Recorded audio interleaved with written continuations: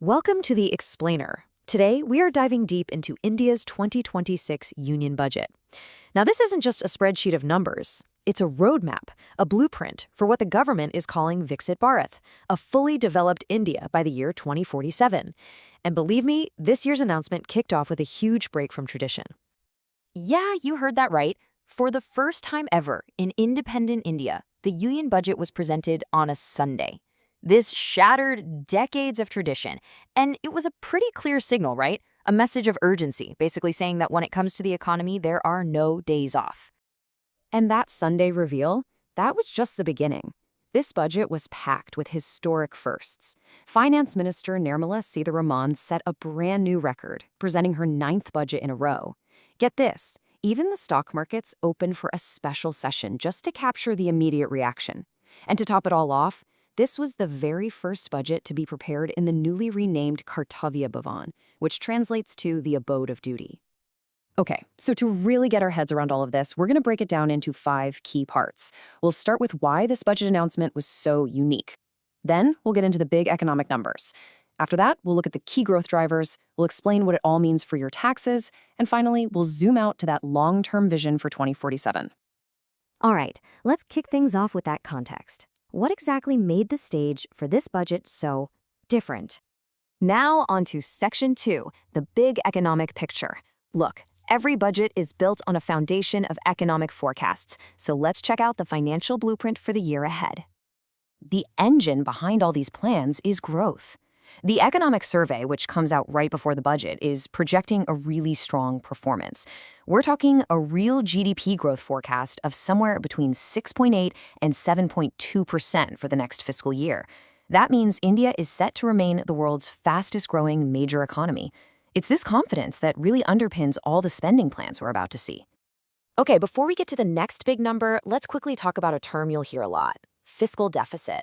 Honestly, think of it like your own household budget. It's just the gap you have when your spending for the year is more than your income. For a government, keeping this gap manageable is absolutely crucial for economic stability. And here it is, the target for that deficit, 4.3% of GDP. Now, the main goal is to keep bringing this number down year after year. It shows a commitment to what economists call fiscal prudence, which is really just a fancy way of saying responsible spending. This number is a huge signal to global investors about India's economic stability. So, where is the government actually putting its money? Well, a massive chunk is going towards something called capital expenditure, or CAPEX. This is the big-ticket stuff, investments in long-term assets like roads, ports, and railways. And the budget is pumping even more money in, going from 11.2 lakh crore rupees up to 12.2 lakh crore.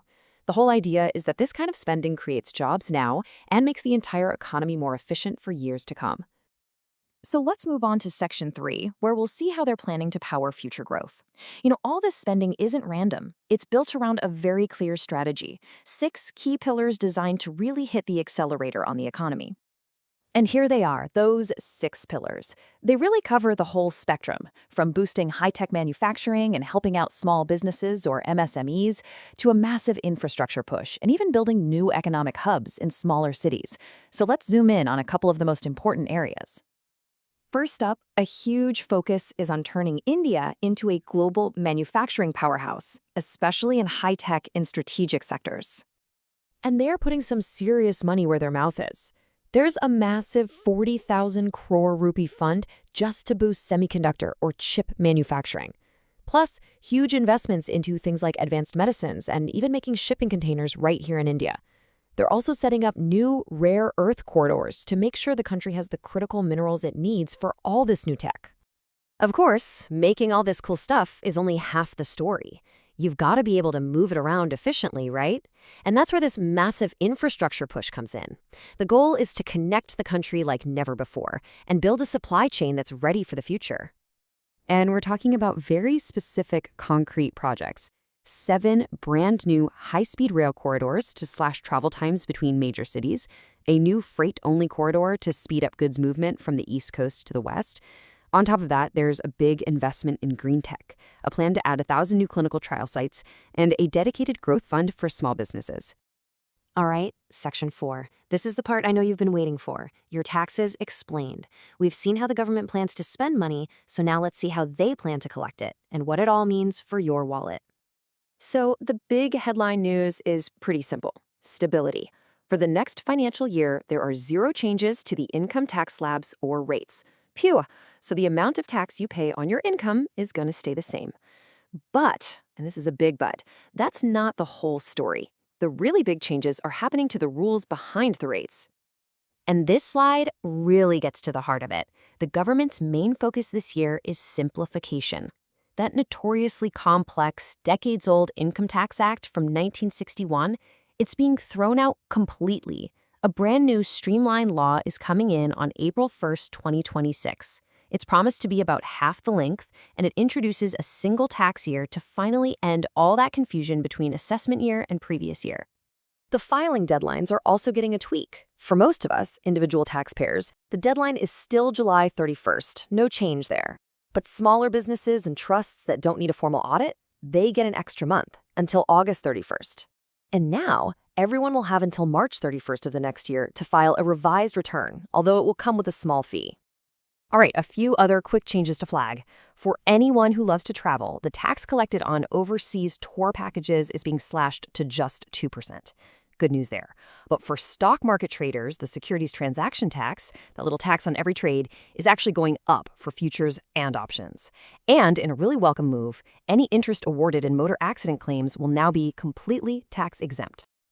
And that brings us to our final section, the vision for 2047.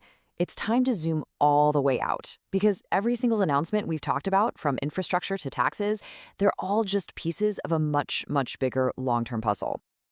You know, this quote from the finance minister's speech really says it all. The end goal is Viksit Bharat, a developed India by 2047, which is the 100th anniversary of its independence. And the whole strategy is to balance that really ambitious growth with policies that include and benefit everyone in society. So what does this future actually look like, according to the plan? Well, it's an India that captures a full 10% of the entire global services market. It's an India that doubles its use of coastal shipping to move goods more efficiently, powered by a huge 100 gigawatts of nuclear energy. And it's an India that finds and grows talent everywhere, from new economic hubs in smaller cities to a completely transformed sports sector creating new champions.